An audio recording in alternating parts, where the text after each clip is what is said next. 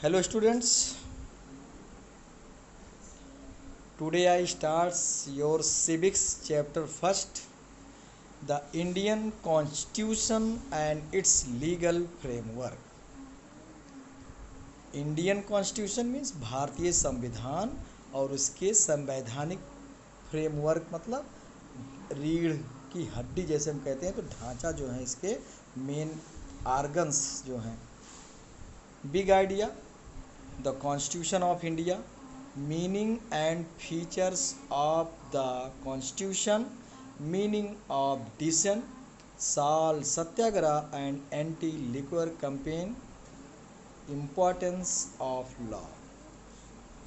तो ये पॉइंट्स के तहत हमको पूरा चैप्टर स्टडी करना है, समझना है। News maker, the entire Constitution of India was handwritten by Prem Behari Narayan Raizada in calligraphy. जैसे कि डॉक्टर भीमराव अंबेडकर का आप यहाँ देख रहे होंगे पिक्चर लगा हुआ है। हम कहते हैं कि संविधान निर्माता, लेकिन संविधान को लिखने वाले, संविधान को लिखा नहीं इन्होंने, संविधान को लिखने वाले कौन है? प्रेम Behari Narayan रैजादा।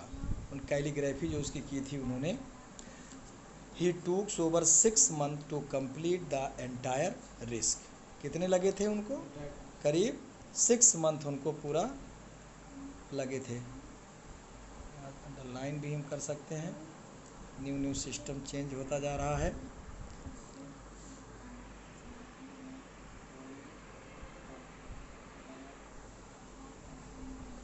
Constitution of India the enacted on 26 November 1949 and came into effects on 26 January 1950। Means जो हमारा संविधान है 26 नवंबर 1949 को बिल्कुल बन करके रेडी हो गया था, लेकिन उसे फोर्स में कब लाया गया? 26 जनवरी 1950 को। अब प्रियम्बल क्या है हमारे कॉन्स्टिट्यूशन का एंड मेजर फीचर्स। तो preamble, the sovereign, socialist, secular, democratic and republic. तो प्रियम्बल माने जैसे हम प्रस्तावना कहते हैं, तो sovereign country, we are sovereign country means कि हम अपने इंटरनल मामलों में स्वतंत्र हैं, उसमें किसी दूसरे देश का या किसी का कोई हस्तक्षेप नहीं है। सोशलिस्ट हम समाजवाद हैं, सेकुलर धर्मनिरपेक्ष हैं, डेमोक्रेटिक लोकतंत्र हैं, रिपब्लिक गणतंत्र हैं। उसके बाद मेन फीचर्स या मेजर फीचर्स में longest written constitution in the world. तो हमारे कॉन्स्टिट्यूशन का जो फीचर्स है, जो उसका लक्षण है, गुण है कि सबसे बड़ा लिखित संविधान है विश्व का। Promote the countries unity and integrity. क्या करता है ये? हमारे देश की एकता और अखंडता को प्रमोट करता है, एकीकरण जिसको हम कहते हैं।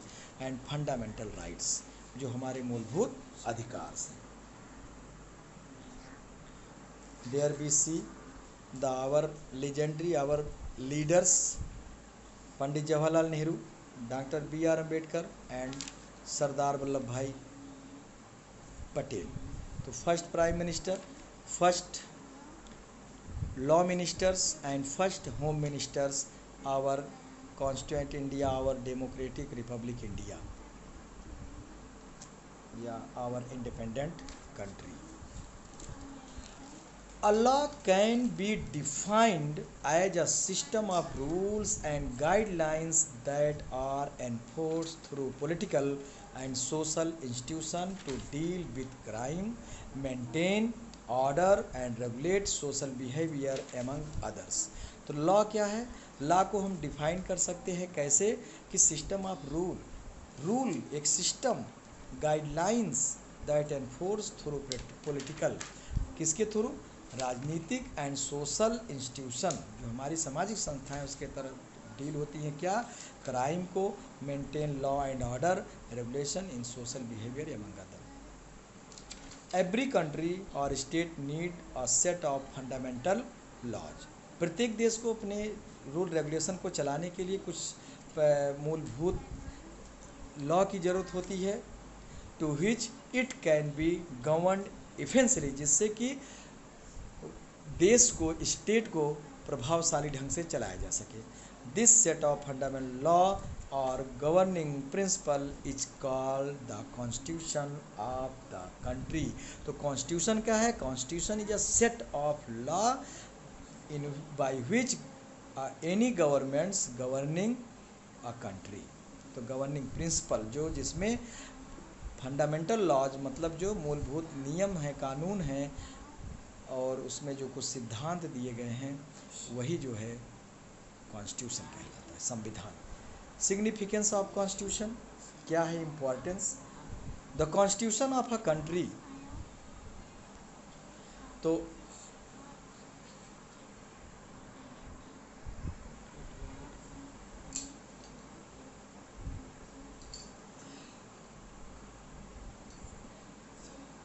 the constitution of country provide an idea of the intrinsic nature of its society। क्या है? Provide an idea of the intrinsic nature of its society. क्या का हमारा संविधान जो है हमारे समाज के इंट्रिंसिक नेचर को प्रोवाइड करता है। एक विचार मतलब एक विचारधारा। It uphold the several ideals which citizens agree to uphold as driving principles of the country's identity। क्या करता? अपहोल्ड करता है हमारी सेवरल आइडियल्स, आदर्शों को, which citizen जिस पे नागरिक हमारे एग्री होते हैं, और ड्राइविंग प्रिंसिपल सिद्धांतों को चलाने के लिए, एंड कंट्रीज आइडेंटिटी देश की एक पहचान के लिए। The constitution act as a check on the misuse and unlimited concentration of power by particular the entities. क्या करता है हमारा संविधान? चेक करता है जो गवर्नमेंट के जो अनलिमिटेड असीमित पावर है उसके मिसयूज को, गलत उसका यूज ना हो उसको चेक करता है। while also protecting weaker communities in the society। और हमारे समाज में जो गरीब तबके के लोग हैं उनको भी संविधान के तहत जो राहत दी गई है उनको उसके तहत प्रोटेक्शन मिलता है। The significance of a constitution can be understood in doctor B.R. Ambedkar words. क्या है कि इसका इम्पोर्टेंस हम डॉक्टर B.R. अम्बेडकर के शब्दों में समझेंगे कि constitution is not a mere lawyers documents. क्या है? संविधान जो है वकीलों के डॉक्यूमेंट्स का मेयर मतलब जो कहते हैं हम नाइट मेयर जैसे होता है, रात्रि स्वप्न जो होते हैं उस तरह नहीं है। It is a vehicles of life. क्या है ये? केवल उनकी पोथी उनकी नहीं है, ये जीवन की गाड़ी भी है। And its spirit is always the spirit of age. क्या करता है? Spirit is always the spirit of age. तो स्पिरिट ऑफ एज, एज मतलब एक होता है कि टाइम भी होता है, एरा भी होता है, और एक मतलब लाइफ भी होता है। The constitution of India, constitution of India was enacted on 26 नवंबर 19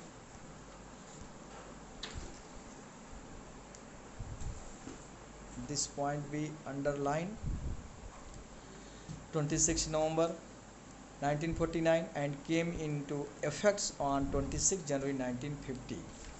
क्यों 26 जनवरी ही अडॉप्ट किया गया? Because of in 1929-30 the Congress session Lahore on the bank of Ravi in the presidency of the Pandit Jawaharlal Nehru Purna Swaraj की मांग की गई थी, डिमांड की गई थी, और उसी में डेट को किया गया था, और इसीलिए 26 जनवरी डेट निर्धारित की गई कि हम अपना संविधान लागू करेंगे, और 26 जनवरी 1950 को हमारा देश एक रिपब्लिक कंट्री बना। The member of drafting committee, तो दो उस समय एक कॉन्स्टिट्यूएंट असेंबली बनाई गई जिसमें करीब 392 मतलब इतने मेंबर्स थे, और ड्राफ्टिंग कमेटी बनाई गई जिसमें 6 मेंबर थे, और ड्राफ्टिंग कमेटी के प्रेसिडेंट जो थे वो डॉक्टर B.R. अम्बेडकर थे, जबकि कॉन्स्टिट्यूएंट असेंबली के प्रेसिडेंट पहले थोड़े ही समय के लिए बनाए गए थे। उनका नाम था क्या नाम था? रास बिहारी नहीं,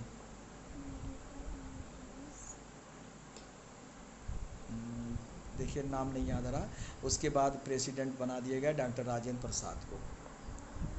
the member of the drafting committee of the Indian constitution were the Alladi Krishna Swami Ayyar, N Gopala Swami, B R Ambedkar, K M Munshi, Mohammad Saadulla, B L Mitter and D P Khaitan. Some of other leaders who help in its drafting, कुछ और leaders थे। Drafting का मतलब प्रारूप तैयार करना, एक संविधान का एक रफली खाका तैयार करना।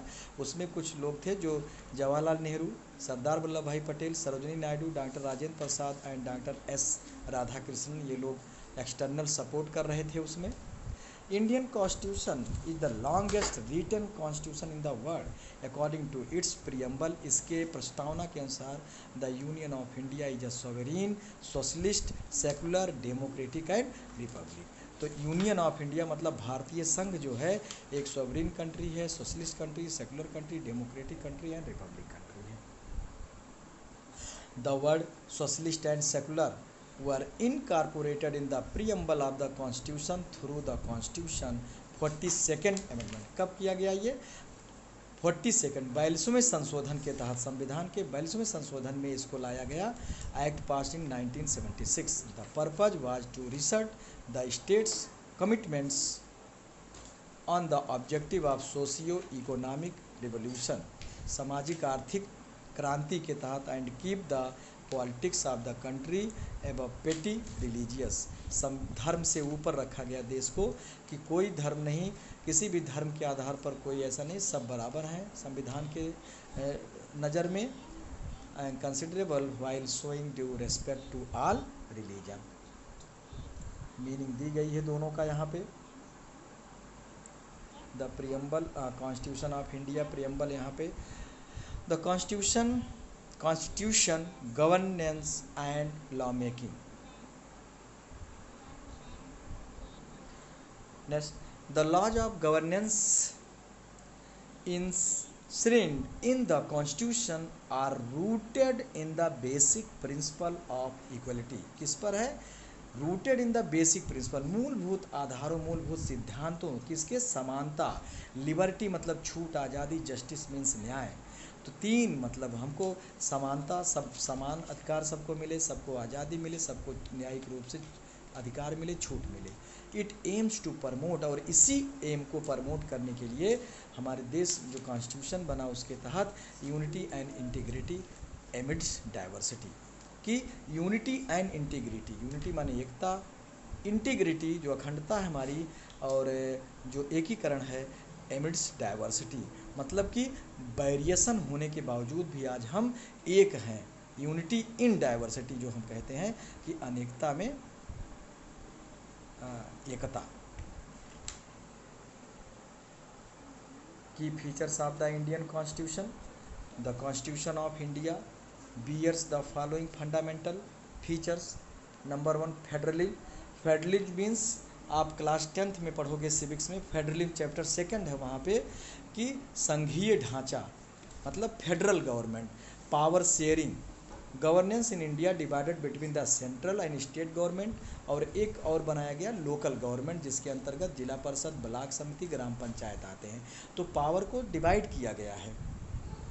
पार्लियामेंट्री फॉर्म ऑफ गवर्नमेंट्स, तो 2 टाइप्स के गवर्नमेंट होते हैं, parliamentary forms of government and presidential form of government.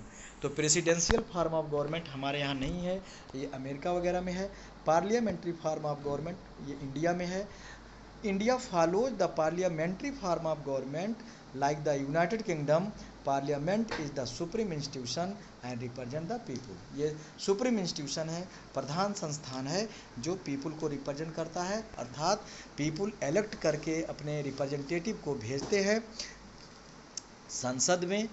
Lok Sabha, Rajya Sabha member, Rajya Sabha indirectly चुने जाते हैं, लोकसभा डायरेक्टली पब्लिक द्वारा चुने जाते हैं, और वही लॉ मेकिंग बॉडी होते हैं, और जिसकी सरकार जो मेजॉरिटी पार्टी होती है उसकी गवर्नमेंट होती है और लॉ बनाती है। तो legislative, constitutive and judiciary 3 organ हैं गवर्नमेंट के। तो fundamental rights, the constitution guarantees certain rights of people तो हमारे 6 फंडामेंटल राइट्स हैं, अब एक और हो गया 7 फंडामेंटल राइट। तीसरा है सेपरेशन ऑफ पावर, पावर का डिवाइड किया गया, जो फेडरलिज्म बात आ रही है। Constitution provide for 3 organs of the government, legislature, executive and judiciary. Legislature विधायिका, एग्जीक्यूटिव कार्यपालिका एंड जुडिशरी न्यायपालिका, तीनों के अपने अपने अलग वर्क हैं। और तो लेजिस्लेचर एग्जीक्यूटिव ये गवर्नमेंट का होता है, जुडिशरी न्यायपालिका एक स्वतंत्र व्यवस्था है। The law constitution governance and law making. The constitution of country provide the fundamental legal framework for a functioning of a country's government. क्या करता है ये? किसी भी देश की सरकार को एक फंडामेंटल लीगल, एक मूलभूत, एक संवैधानिक फ्रेमवर्क प्रदान करता है। Following features reflect to its significance the primary sources of all legislation. It provide the basic guidelines for governance based on principles of popular democracy. सरकार को एक गाइडलाइन प्रोवाइड करता है। दूसरा, nature of country's political system is defined by the constitution. किस base पर? Constitution के आधार पर जो पॉलिटिकल सिस्टम है हमारा। Authorise a country's government to exercise certain power and put a check on their use in an arbitrary way. It outlines the process of making new legislation or law for the country.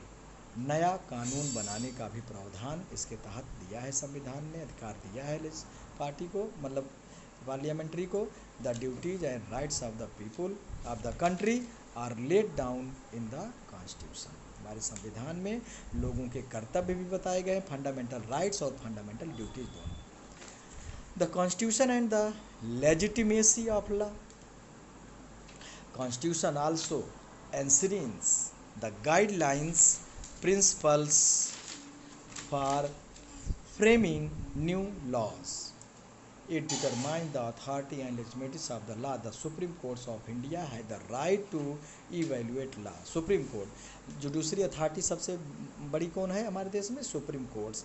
वही evaluate करती है law को regarding a कॉन्फर्मिटी with constitution, संविधान के साथ जो है। If law is against the spirit of constitution, अगर हमारे संविधान के जो स्पिरिट उसके तहत अगेंस्ट में लॉ होता है तो इट इज़ डिक्लेयर्ड अनकॉन्स्टिट्यूशनल, तो ये असंवैधानिक जो है डिक्लेयर कर दिया जाता है। This process is called judicial review. इसको हम जुडिशियल रिव्यू कहते हैं। अर्थात कोई इलीगल वर्क होता है जो संविधान के अनुसार नहीं होता है तो उसे असंवैधानिक करार दिया जाता है। किसके द्वारा? सुप्रीम कोर्ट के द्वारा। To guard against the misuse power by the state, the constitution makers decide to guarantee the people certain rights. Guard against the misuse power, कोई भी गवर्नमेंट जो है अपने पावर का मिसयूज ना करे, इसके अगेंस्ट, इसकी रक्षा करने के लिए कॉन्स्टिट्यूशन निर्माताओं ने उसमें कुछ गारंटीज डिसाइड किया गया है लोगों के राइट के लिए। जैसे fundamental right include part 3 of the Indian constitution, हमारे संविधान के पार्ट 3 में जो है इंक्लूड किया गया है। These rights are called fundamental because neither the legislature nor the executive can override them. ये हमारे मूलभूत अधिकार हैं, ना इसको कोई विधायिका ना ही कार्यपालिका इसको समाप्त कर सकती है। Fundamental rights are inviolable rights, ये अहिंसात्मक राइट्स हैं, ये वायोलेबल मतलब नहीं हो सकते हैं, अर्थात इसको हम फोर्सली भी नहीं अपनी मांगों को हम कर सकते हैं।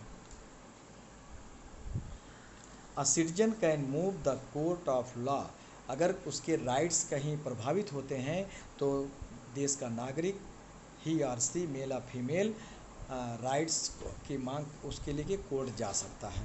These rights also contain provision to protect the, और हमारे राइट्स में प्रोविजन मतलब प्रावधान भी दिया गया है, protect the identity of the minority community, जो अल्पसंख्यक समुदाय के लोग हैं उसकी पहचान प्रोटेक्ट करने के लिए दिया गया। Fundamental rights are not absolute. Fundamental right मतलब नॉट एब्सोल्यूट मतलब पूर्ण नहीं है, ऐसा नहीं कि फंडामेंटल राइट्स हैं तो जो है बिल्कुल हैं। The constitution impose certain limits, उसकी कुछ सीमाएँ भी दी गई हैं।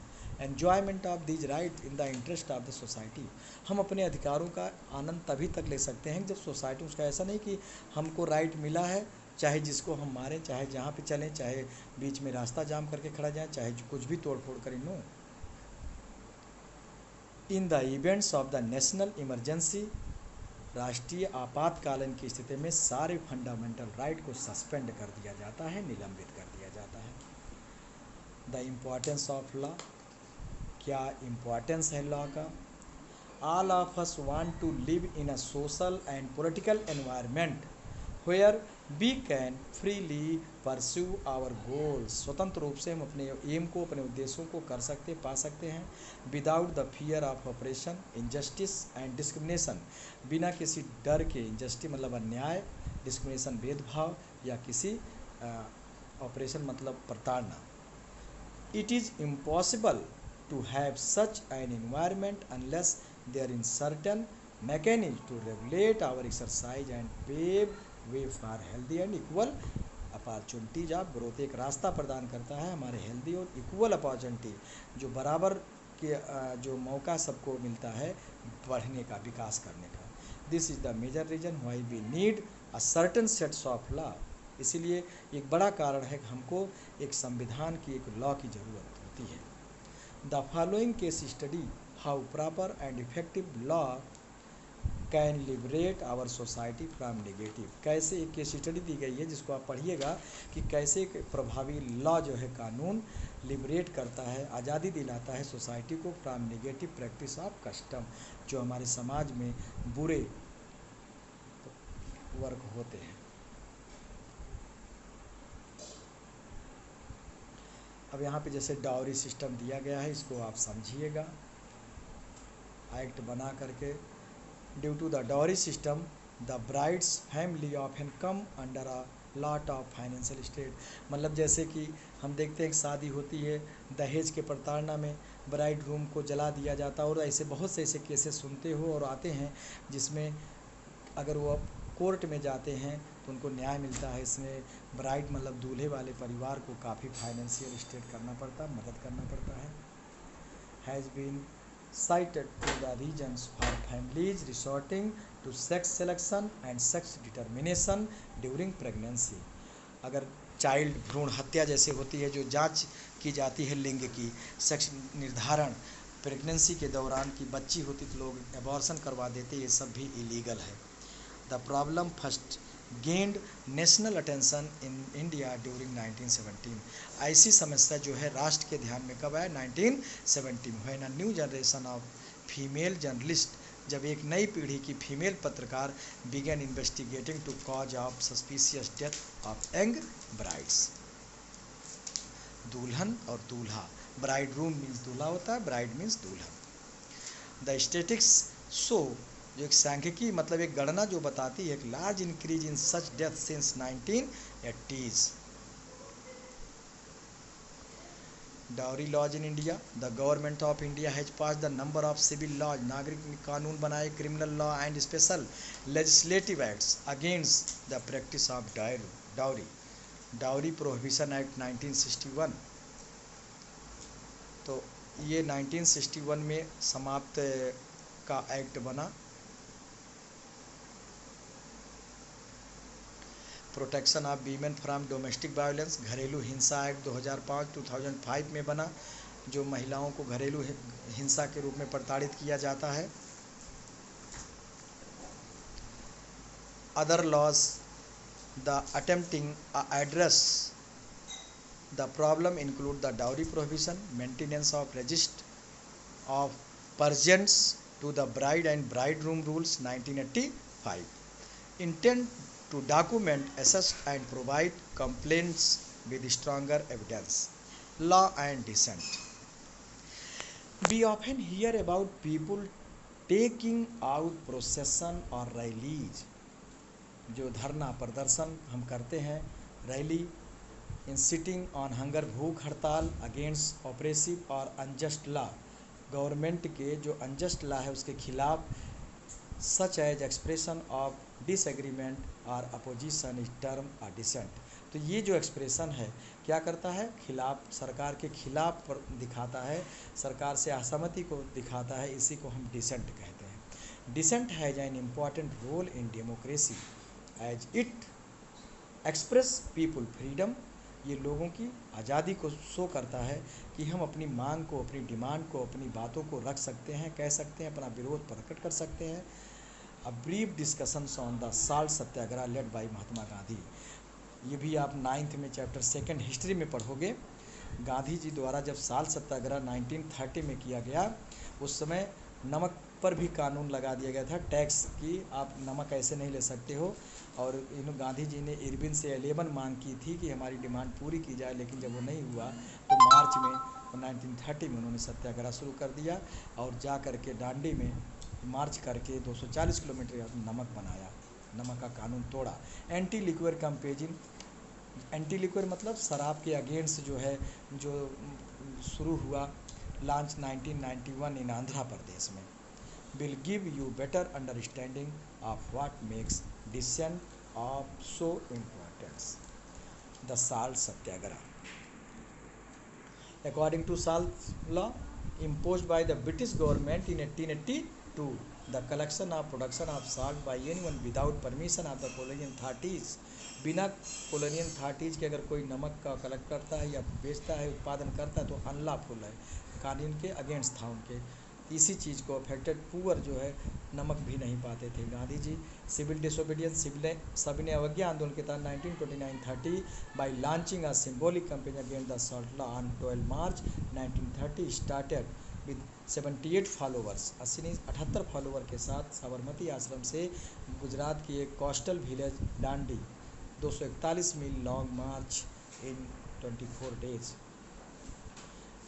And Gandhiji picked up a small lump of natural salt out of the coast of the Arabian Sea and defined the salt law on 6 April 1930. Soon after civil disobedience spread across the country, और पूरे देश में धीरे धीरे फैल गया। Thousands of people followed his lead and made salt even after Gandhiji arrest। Gandhi ji जब arrest कर दिए गए 12:45 AM ऑन 4 मई 1930 को, his followers led by Sarojini Naidu, उनकी नेतृत्व जो है सरोजिनी नायडू के नेतृत्व में सत्याग्रह चलाया गया। And Dharasana salt work 25 miles south of Dandi march and the Dharasana Satyagraha drew worldwide attention to the Indian independence movement. भारतीय आज़ादी के एक आंदोलन के रूप में जो एक तरह बना। Extensive media coverage the salt Satyagraha campaign was based on the principle of non violence, किसके आधार पे था? असत्य, अहिंसा। The Dandi march and the Dharasana Satyagraha demonstrated the effective use of civil disobedience as a technique for fighting social and political injustice. This inspired American civil rights activists, और इससे प्रभावित होकर के American civil right activist Martin Luther King junior, जो महात्मा गांधी को अपना मानता था आदर्श, वहाँ पे उन्होंने शुरू किया फाइट और नागरिक अधिकारों के लिए अफ्रीकन अमेरिकन, श्वेत और ब्लैक निग्रो के लिए, माइनॉरिटी ग्रुप के लिए 1960 में लड़ा और उनको आज कामयाबी मिली। Anti liquid movement in 1991 the group of womens from the Dubagunta village in Nellore district Andhra Pradesh में, वहाँ की महिलाओं ने शराब के खिलाफ में आंदोलन चलाया। एल्कोहलिज्म, जो शराब बेचने वाले होते थे, जो उसको वहाँ की दुकानों को लूटा गया, सिर्फ बोतल फोड़ी गई, लूटी गई, सब किया गया। Attack by the males members of the their families force the women to start struggle. क्या होते थे कि लड़के जो है आदमी शराब पी के आते थे, महिलाओं को प्रताड़ित भी करते थे और इससे उनकी इकोनॉमी भी, तो इसलिए महिलाओं ने अगेंस्ट उसके शुरू किया। The banning sale of cheap liquid produce of government, सरकार को इस पर रोक लगाना पड़ा। Movement was led by old named the Vardhineni Rosamma. It started when Rosamma stopped a local arrack contractor from unloading liquid in her village. मतलब अपने गांव में जब लोडिंग और अनलोडिंग शराब की उतर रही थी गाड़ी पर से, मतलब शराब को उतारा जा रहा था, उसी समय उन्होंने शुरू किया था। Subsequently, she organized the women and led protest which eventually forced the Iraq trader and leave the area. Attack किया अपने ग्रुप को बना करके, और फिर अंत में इन व्यापारियों को छोड़ना पड़ा area. As a result this movement state wide ban, और इसके परिणाम स्वरूप पूरे स्टेट में जो है अल्कोहल बैन कर दिया गया 1995 तक। The movement was strong expression of the empowerment of women, और इसके तहत जो है ये महिलाओं का सशक्तिकरण, महिलाओं के शक्ति के रूप में लोकल लेवल पे उभर कर आया। It clearly showed how citizens could mobilise supports on important issues and force the government to take action, कि कैसे जो है हम जनता का सपोर्ट जो है किसी भी चीज़ के लिए सरकार को अपने एक्शन, अपने चीज़ों को बदलने के लिए, जो समाज के खिलाफ है ऐसे रूल को बदलने के लिए मजबूर होना पड़ता है। Okay, this is the end of the chapter first, civics. I hope that you will study, you watch video, listen carefully, understand each topic, underline the main points, write notes and solve question answer in fair work. Okay, धन्यवाद।